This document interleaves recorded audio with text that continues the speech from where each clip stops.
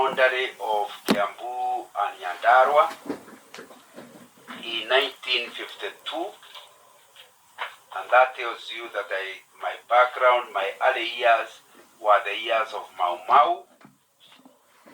A time in Kikuyu they used to call it a time when you are not sure what will happen each day. I still remember as initially we were allowed to stay in various places, but finally the colonial government decided, okay, I believe it's all Kikuyus, but now let me talk about my village. We were all put in one village with the trenches dug all around the village and sharp stakes put so that if you jumped and fell, you end up being pierced. That forced everybody to pass through the main gate, which the home guards were guarding, and that ensured that the Mau Maus can't come into the village, and it also controls whether you go to feed them in the forest, because we were surrounded by a forest.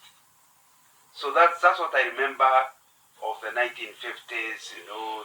Remember seeing the Johnnies. Johnnies were young British soldiers that were helping the home guards to fight the Mau Maus in the forest. And sometimes they will come and they will come and force everybody out of their house. That's something they used to call it in Kikuyu Birigisheni. Now later I learned it is inspection, where they get you all out of the house and they check the whole house and they question the adults. Finally they can allow you to go back to your houses once they are sure there's nobody or nothing hiding within the village. So that's the way we grew up from. So my early years, that's what I remember. But in 1958,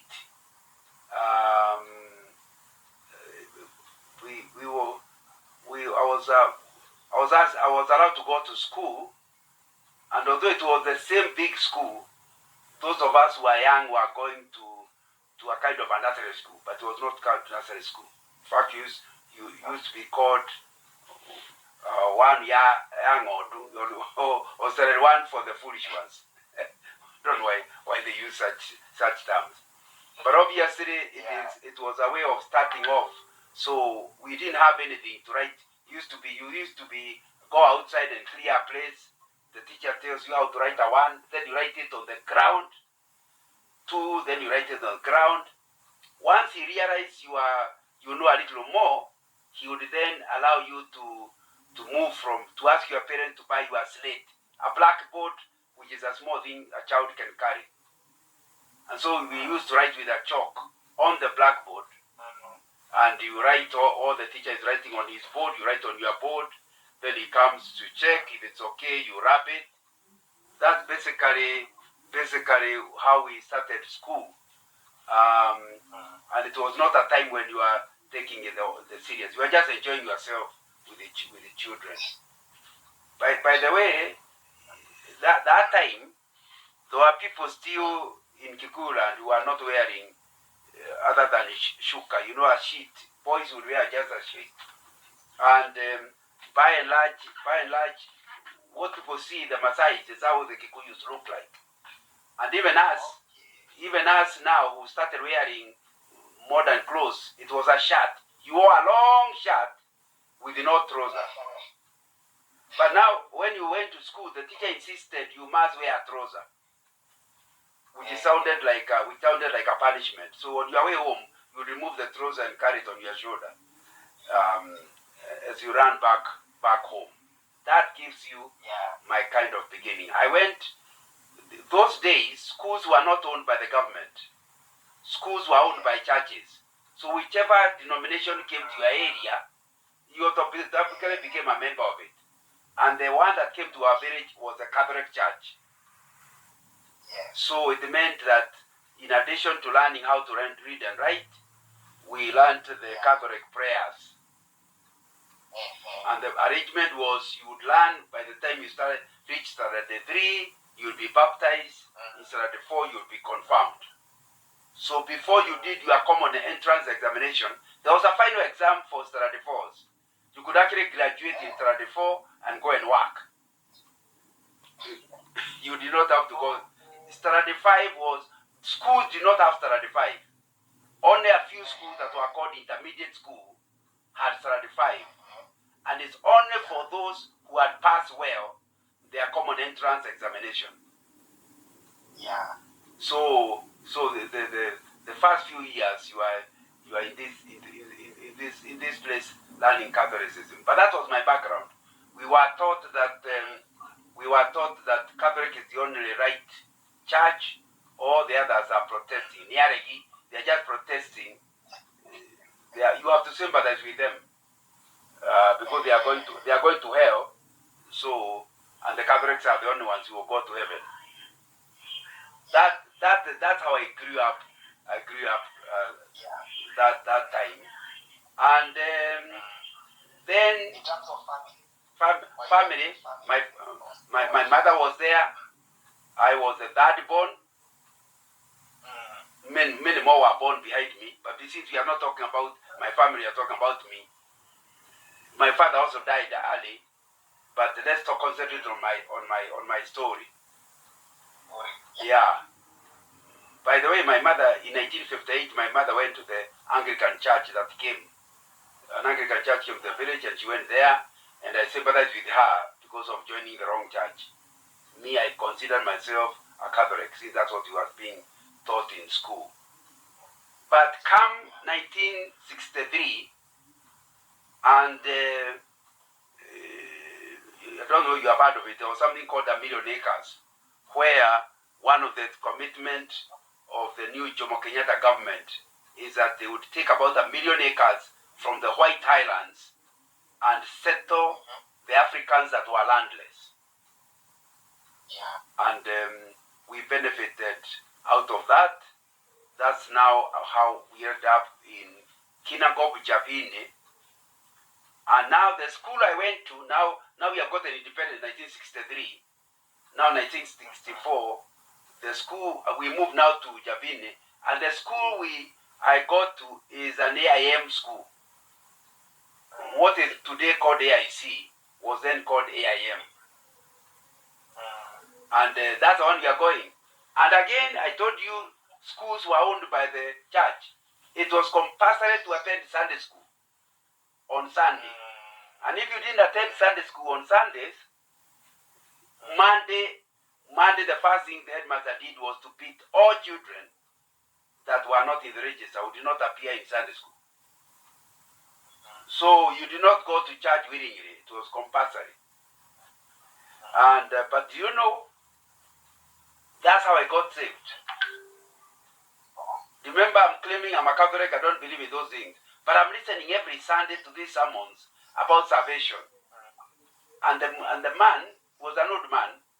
Is preaching that those who don't get saved are the ones going to hell. In other words, it's not whether you are Catholic or Protestant, it's have you got born again. And I started reading it in the Bible. I started saying, unless I doubt the Bible to be true, I better just accept that I'm also going to hell. And that's what convicted me, and I finally put up my hand in the meeting and gave my life to the Lord in 1964.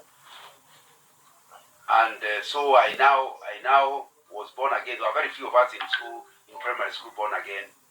But I went on a few more years. Then 1967, I did my KPE. In our time, it was called KPE, and it was done in 1977. So 1968, I got to Kijabi High School. And although when I got saved in the village, almost everybody else saved were old people. So when I went to the fellowship, I would be maybe a third of the age of the youngest. But I went to high school to discover other boys of my age who know the Lord. And that's what helped me to grow in the Lord. I really owe it to Kenya Student Christian Fellowship, KSCF, and the people they sent to our schools. And the Bible studies material they used to send us to do Bible study as students. That really what made me grow. I think if I had stayed in the village, I would still be born again, but very shallow. But now the CU helped me to format my knowledge of God and my commitment to the study of the Word of God. Wow. I was interested. I also did Emmaus Bible School correspondence course, did all of them, and I got my first Bible as a gift because of finishing the course and getting the diploma. Anyway, but in high school now there were many opportunities of growing spiritually. And in high school I was involved in the leadership of the Christian Union. I was also a prefect, and I now knew clearly what it is to walk with the Lord and actually to serve Him. After 4 years, in the system that time you did your Form 4, and now you went to Form 5, and there were very few A-level schools. There were, just like I told you, in primary common entrance, and very few intermediate schools. Similarly, there were many Form 1 to 4 schools, but very few A-levels. So after Form 4, you have to choose an A-level. And that's how I ended up at Alliance for two more years, where again I was in the leadership of the Christian Union. I was also a prefect, and I got now, from about 1971, I started now getting opportunities to preach in my home church, and to preach even in Alliance. I preached in the chapel. I can remember myself in 1972 preaching to the whole school in the chapel, and also going around, went to Kikuyu Day High School preaching there, because you see all the other schools were from 1 to 4. So if you are A-level, you kind of were a little older than them, and that's how I started preaching. And so did A-level, then 73, then 74. I now went to university. Of course, in our days there was only one university. Several campuses, but one university, University of Nairobi. I went to the main campus. I did a Bachelor of Commerce, and also again was in the CU. In 1974, I was Bible Study Coordinator and Prayer Secretary of the CU. Now in 1975, I became the chairman of the University Christian Union, and that is 75, 76. And in 1977, I finally graduated and started working. I think that has given you the background. That's a very good back. Such also very detailed, very chronological. Yeah. And so, thank you for sharing. So, what are some of the challenges and obstacles? You can just mention a few that come to mind that you have faced in your journey. Now, I already told you my early years were the years of Mau, and that was a security scare where you don't know where things will be. And my early years, right from primary school, one big problem for my parents was getting school fees. Although you'll be surprised, the school fees in 1960s was only 20 shillings per term. But it was almost an impossible figure to get, because basically we are not commercial. You have something to eat, but cash was a big issue. And so I learned very early to trust in God for school fees. At Kijabi, I was regularly sent home. In other words, you go in January, you come with some money and you promise more will come. When it doesn't come around February, you are sent home. You come with a little more. In March, if you don't, you are sent home again. It was a regular thing. Right from 1, from 2. By miracle of God, in Form 3, I was asked to go and help in the library, but my salary would go to paying my school fees. So from that term, Form 3, right through Form 4, I was paying my own school fees, not fully, partially, by working without a salary during the holidays. So when others went home, I remained around Kijabi to work in the library. And of course, in Form 4, I was the chief librarian, so I knew technically what I'm supposed to be doing. And that was quite a big challenge. Second thing is, if I remember my early life as a Christian, not coming from a Christian family, I would be doing something, but after some time, I hear someone that says what I've been doing is wrong. And I feel very, very guilty because there wasn't proper discipleship after you got saved. So you are discovering slowly things you should have stopped earlier, and you are stopping, and you just tell the Lord to forgive you. And that's a challenge because you don't, once you are saved, you want to serve the Lord. So when you feel you haven't done what is right, it can become quite an issue, and it's a challenge you have. Of course, the other challenge was, if you are really having trouble with the school fees, wearing properly is an issue. And so I was very happy that school required the school uniform. And that school uniform came from the school. But things like shoes, you needed your own shoes. So within no time, the shoe starts opening up, your toes can be seen. And in your teenage years, you are quite sensitive. You feel very embarrassed. I still remember I was a debater, and we'll be going for debates with our school to another area, and I'm supposed to represent them because I'm a good debater. The other students will say you can't go in those shoes. So I'll be lent shoes, go debate, and we come back. Then I'm back to my torn shoes. You know, that was a challenge that the Lord helped me, because you see, it could easily have caused me to lack confidence. And once you lack confidence, you can't really debate. So I am grateful to the Lord for saving me, because salvation gave me an identity where whatever problems I'm facing, they don't define me. Wow. I may be poor, but I'm not poor. You know, I may have no money, but I'm not a poor boy. In other words, I know God accepts me as I am, and I'm not defined by the challenges I'm facing. So that thing really helped me. So that even as I'm going to Alliance, I'm going to university, I have an identity in God. And that has carried me into the future. That idea of finding your identity, not in your money, not in your clothes, because you see I'm not having very impressive clothes, but in Jesus. So those are some of the early challenges. Obviously, sometimes people look down on you because when you are not dressing like them, you can call that a challenge. But it was very well sorted out by my finding my identity in God. But finances and other related issues related with it was quite a big issue as I grew up. And until Form 5 was not as bad. Form 5 was free. I would never have gone to A level if it was not free. The government, in order to encourage people to go beyond Form 4, decided to make high school A level free. So you went free of charge, only your school uniform. You only produce money for school uniform and exam fee.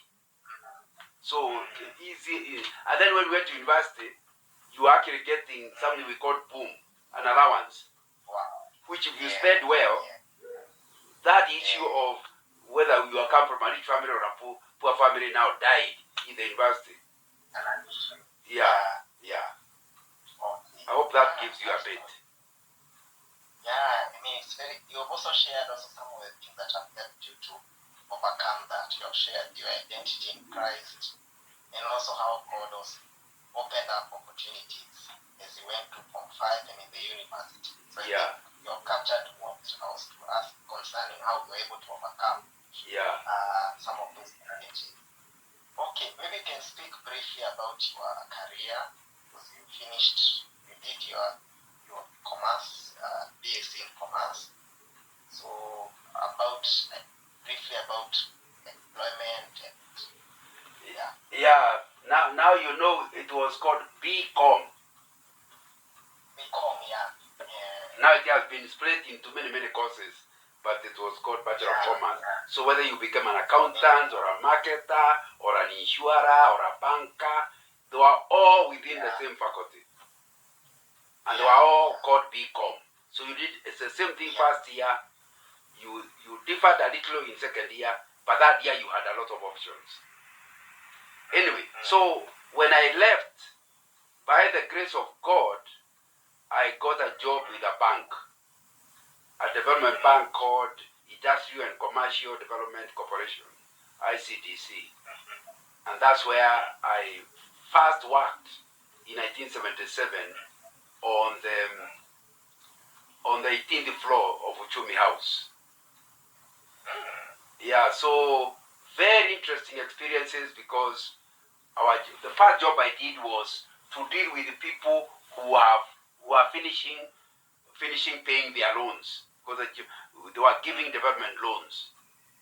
So I met many rich people who are coming either to release they have cleared their loans, they want their collateral back.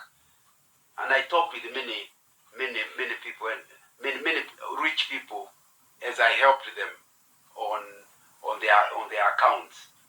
One story I got from that early was from a rich man who had just finished, and he owned a shopping center in Nairobi. You know these shopping centers, I will not tell you which one.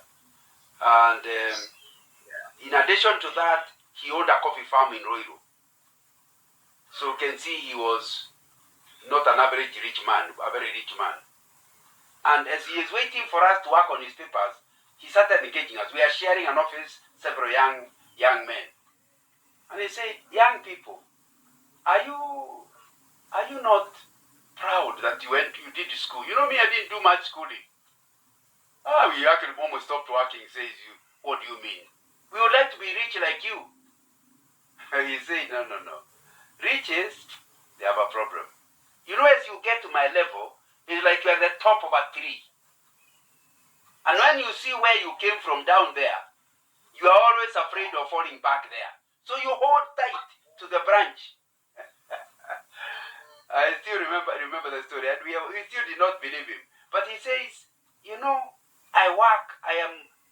when I go to Ruiru, I have to check that the cows were okay, the coffee was done. I hardly sleep. Then I have to wake up very early to do the same before coming to my Nairobi office. I hardly have time to rest. Anyway, we never took him seriously. Many years later, I still remember the story. That getting wealthy actually puts you where you are very easily you can fall. For you, of course, like the way he was saying it, for you young people, if you're on the floor, where can you fall? If you're on the floor, you can't fall. In other words, we should be very happy and free. Now, of course, many years later, almost 50 years later, I know he was right. And God was trying to help me to put less interest in material wealth. But I did that for a while. Then I moved over to project appraisal, where I would take the application for the project you want funded, and then do an appraisal and prepare a board paper for the board to decide that they are giving you money or not. It was academic. I used to make fun that the difference between being in the university and being in my job is just that in the university you are given marks, at work you are given a salary. But it was academic because you have to research. Like somebody is doing fruit processing, what's managed food processing, you have to study about fruits, thought about processing, in order to technically know whether this is, then study the market to see if we load him, will he ever be able to sell the product. I really enjoyed it. And but the first thing, remember, in my own mind from very early, I knew that I needed to serve the Lord. Yes. One step back to after I got saved, my church, the church I joined, to be baptized, you need to go through catechism. Some catechism. There's a book of questions and answers which an elder took you through, and then you did an exam. If you passed, then you'd be baptized. As I still remember the requirement, you could not be baptized without having a Muzungu name. So I thought, a Muzungu name. So, of course, it's not in the Bible. It was a church requirement. Because I know the Bible doesn't require you to change your name. Yeah. So, when I was asked which name, I gave some funny, I don't know who I had called, I don't know, Crispo or something. So, the pastor asked me, who is that in the Bible? I said, I don't know. So he said, I'm giving you time. Go back, as I see other boys. Find out who in the Bible represents what you'd like to be. Then you come back. So I went back. I went outside, and then picture the person who came to my mind is John the Baptist. He is the one who was the precursor to Jesus Christ, who prepared the way for Jesus, and a holy man who served God. So when I went back, I said, I want to be like John the Baptist. That's why today you hear I'm John Nganga. So when you were in the university with the Goge Wadiongo, that time Goge Wadiongo was James Goge. When he was teaching in campus, he was James Goge.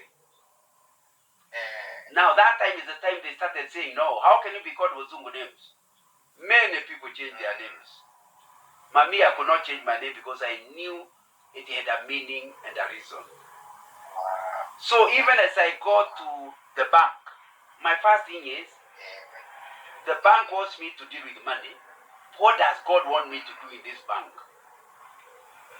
And the idea that came to me is, what about if I could start a prayer meeting? Of course, I was a young man and a junior. I went to the personnel manager. Those days, the HR people those days were called personnel. And I said, personnel manager, would you like some of us to be praying for the bank? And the man said, praying for the bank? He said, yes. You think there are people like that? Yes, if you give us a room. So he gave us a room where we can be praying over lunch hour, one lunch hour per week. And that's how we started a prayer meeting in the bank. And when people heard about it, they started curious, they came. And several people gave their lives to the Lord.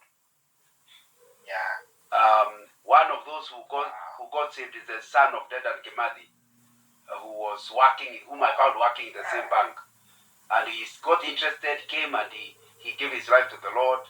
Later he served the Lord in many ways as a Christian. And I think that is something very, very, at least I remember that introduced me to the ability to serve the Lord and still work. So that thing really helped me to know that God, wherever I am, it doesn't matter what I'm doing, I'll do it fully. But because there are breaks at work, what I do with my breaks is my personal issue. And so I started the fellowship in 1978. As I'm enjoying my work in the bank. But in 1978, we are invited to a course organized by the UNIDO, United Nations Industrial Organization. And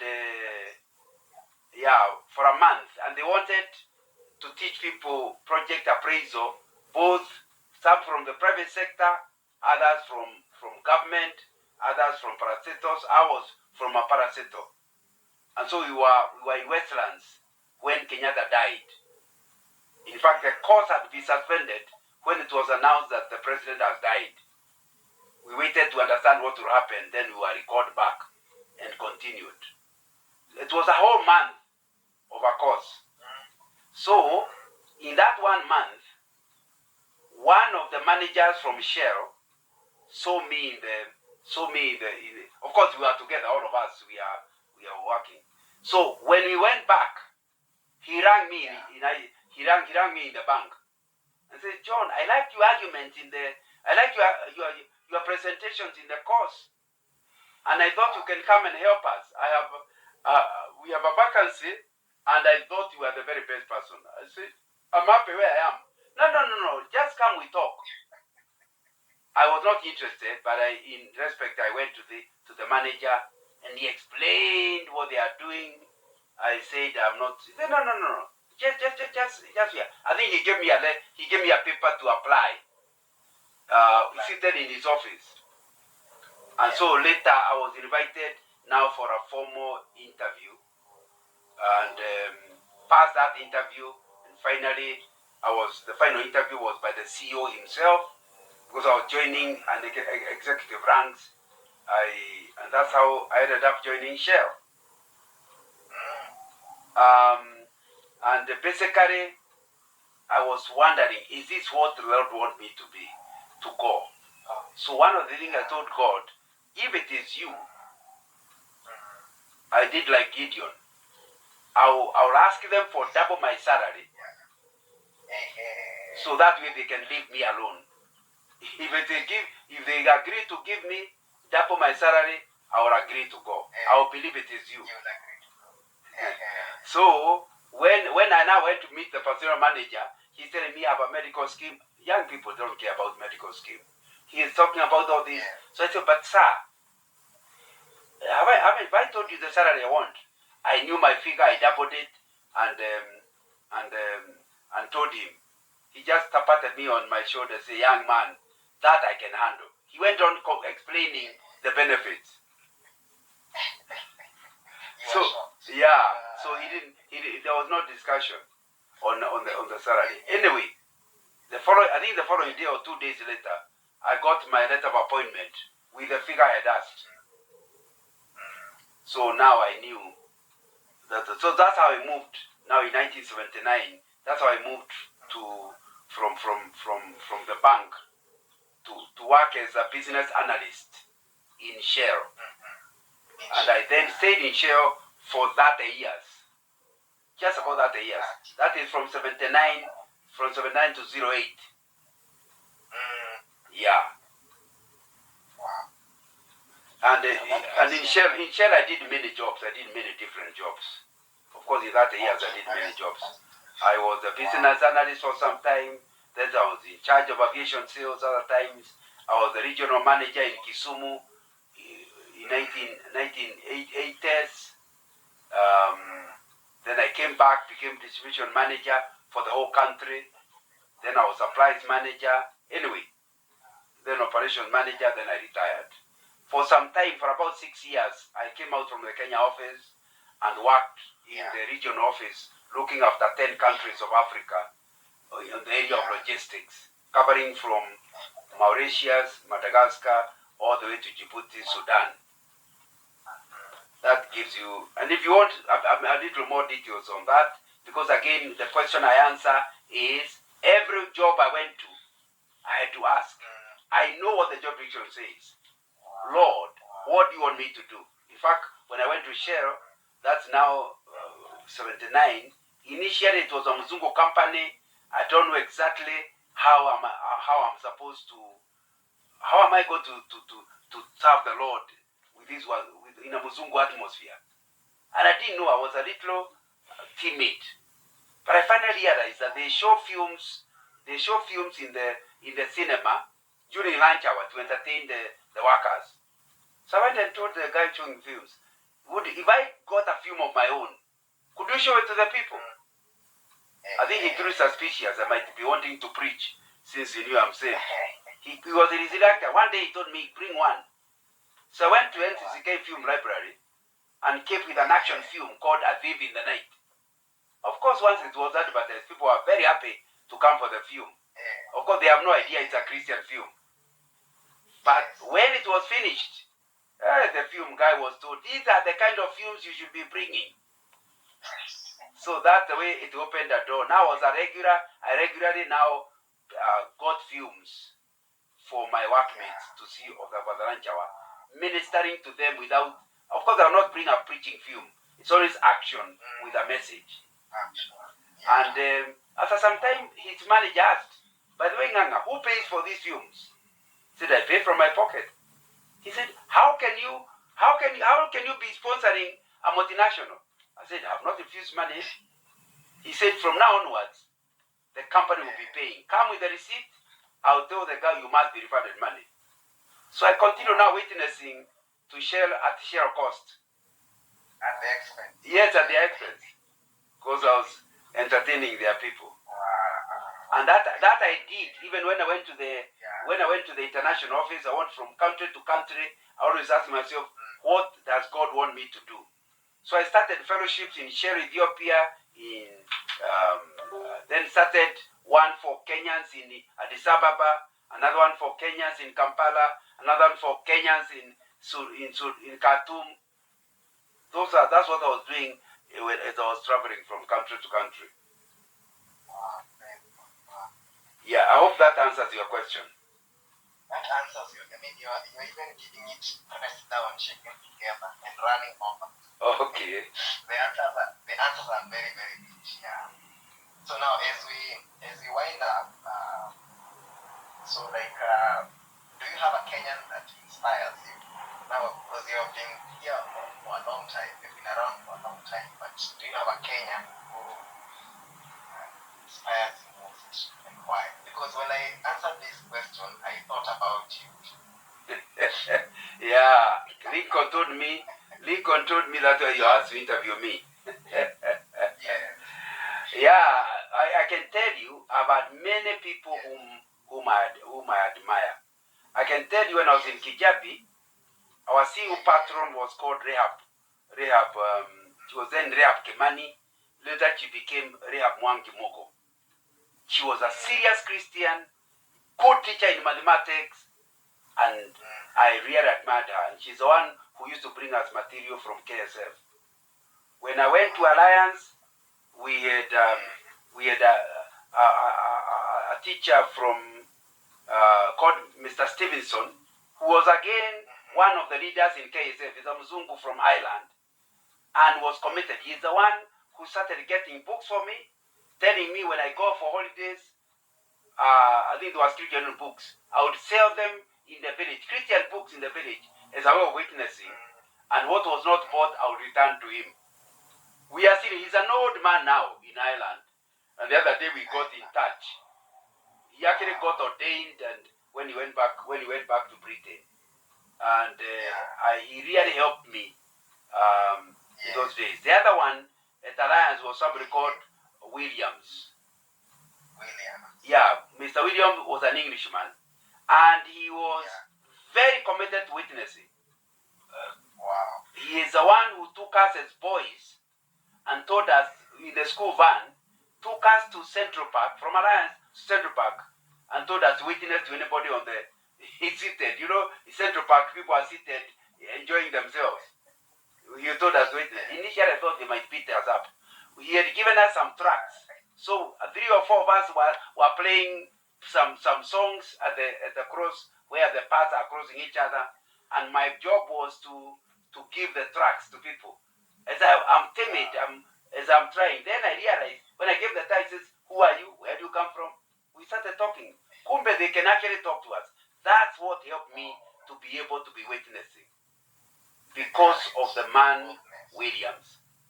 In fact, I was quite attached to the family, so that every time I go to Britain, I look for them. Both him and his wife have died, but every time I go to Britain, I look for his children. Of course, his children are my age. They're also old people. And we are in touch up to today with the children. He had a big impact on my life. When I came to Alliance, and when I came to university, there was a man called Professor Kinoti. When we were in high school, people used to say, I cannot be a Christian because of evolution. Yeah. Only to come and find the top scientist in zoology is actually a born-again believer.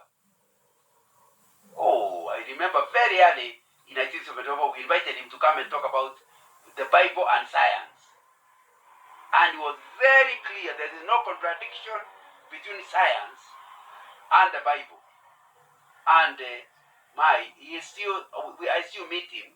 He's still a mentor for the last those 50 years. He is an admirable man of God. Of course, he got saved much, and he was saved when I was getting born. Is when he was getting saved. Yeah, what I'm saying, when Professor Kinoti, Can you hear me now? Now I can hear you. Yeah. When Professor Kinoti was getting born again is when I was getting born. So you can see our age difference. Yes. Yeah, so you see, Kinoti is a scientist. Yeah, he is a professor in zoology. In zoology. Yeah. I think if I remember right, parasitology, whatever. Yes. Yes. And remember, these are people with PhDs in early 60s. I can imagine. They were in Makerere in 1950s. Yeah. So by the time we are coming to university in 1974, you see him and admire him. And then to hear he knows the Lord. Wow. You realize if I backslide, it's not because I'm in the university. No. This one has cleared first, second degree, he is a PhD and is working with the Lord. So we have remained friends ever since. Wow. And both of us are involved in focus work. Yes. Thank you. Wow, that is so good. And do you have a book you recommend? I know you have written several. I've written many books, but for professionals, one of the most important books, anyway, let me give two. I have written a book called The Christian Professionals in the Marketplace. That is giving this story, trying to help the professional to understand the work of ministry is not just for the pastors. Whether you are an engineer, an economist, whatever you are, that is your parish. People must get to know the Lord through your career. Then after that, and of course one of the things I'm saying in that book, integrity will be your mark. That will what will make people want to find out what you believe. But after that, I now wrote a book on integrity. It's called Integrity, the Litmus Test of Good Leadership, showing that in corrupt Kenya, Christians can stand for their faith. Yes. Actually, I remember reading that book, and there's one time where someone came with a gun, and that was something like that. Now I can see you have read the book, but please recommend that others also read. I want to read those books again. Yeah, please. They are available in Amazon. If you are in Switzerland, you get them in Amazon. Just go to my website and it will give you the link to the book. My website is my name, www.johnganga.org. And it will give you the link. You touch the book, it gives you the link to Amazon.